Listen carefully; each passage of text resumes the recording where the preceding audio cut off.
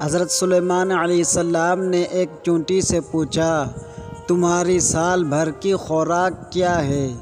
چونٹی نے جواب دیا، فقط 2 دانے۔ حضرت سلیمان علیہ السلام نے اس کے پاس 2 دانے رکھ کر اس کا بل بند کر دیا۔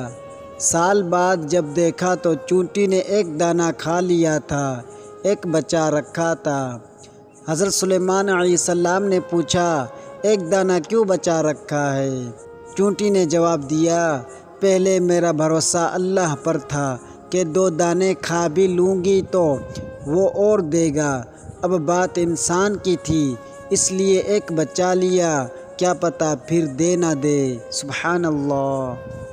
حضرت علی رضی اللہ تعالی عنہ کا فرمان ہے، پریشانی میں مذاق اور خوشی میں طعنہ مت دو، کیونکہ اس سے رشتوں میں موجود محبت ختم ہو جاتی ہے۔